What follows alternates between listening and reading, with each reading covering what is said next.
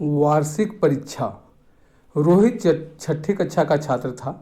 वह पढ़ने में बड़ा होशियार था। वह प्रत्येक विषय को बड़े ध्यान से पढ़ता था और सभी विषयों में अच्छे अंक लाता था।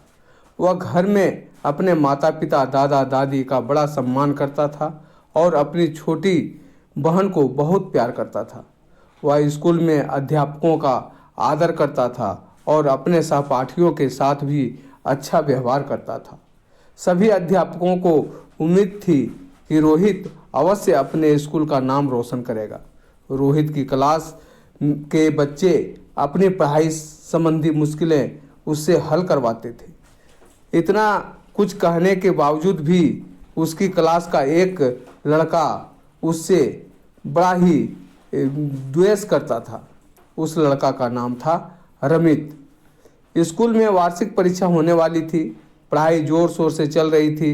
रोहित के क्लास टीचर ने बच्चों से पूछा, बच्चों, स्कूल से जाने के बाद आप कब और कितने घंटे पढ़ाई करते हैं? सब बच्चे अपना अपना कार्यक्रम बताएंगे। सर, मैं घर जाकर पहले खाना खाता हूँ, इसके बाद अपना होमवर्क करता हूँ, फिर शाम को खेलने जाता हूँ, वापस आकर रात को टीवी देखता हूँ और फिर सो जाता हूँ, विपिन ने बताया। बहुत से बच्चों ने अपना यही कार्यक्रम बताया।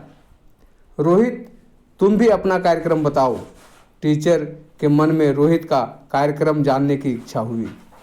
सर, मैं घर जाकर खाना खाकर 1 घंटा सो जाता हूँ, फिर उठकर होमवर्क करता हूँ, शाम को खेलने जाता हूँ, वापस आकर टीवी पर खबरें देखता हूँ, फिर रात को खाना खाकर पिछला कोर्स रिवाइज करता हूँ और फिर सो जाता हूँ। रोहित ने अपना प्रतिदिन का कार्यक्रम बताया। शाबाश, यह हुई न बात। बच्चों, पिछला कोर्स पढ़ना भी उतना ही जरूरी होता है जितना रोज का होमवर्क करना, टीचर ने सबको समझाया। रोहित का कार्यक्रम सुनकर क्लास का लड़का रमित अंदर अंदर जल भुन गया। उसने मन ही मन रोहित को फंसाने की योजना बनाई। वार्षिक परीक्षा प्रारंभ हो गई थी। हिंदी और अंग्रेजी की परीक्षा हो चुकी थी। अगले दिन गणित का पेपर था। परीक्षा शुरू होने से पहले ही रमित ने चालाकी से गणित के कुछ सवालों के हल किए हुए कागज रोहित के डेस्क में डाल दिया। रमित की सीट रोहित के सीट के पीछे थी। वह बार बार रोहित को पीठ पर हाथ मारता और उसे पेपर दिखाने को कहता। आखिर रोहित के मन में दया आ गई और वह उसे पेपर पर हल किया हुआ सवाल दिखाने के लिए थोड़ा साइड हो गया। टीचर महोदय पूरे कमरे में घूम घूम कर अपनी ड्यूटी दे रहे थे। थोड़ी देर बाद उनकी नज़र रोहित पर पड़ी।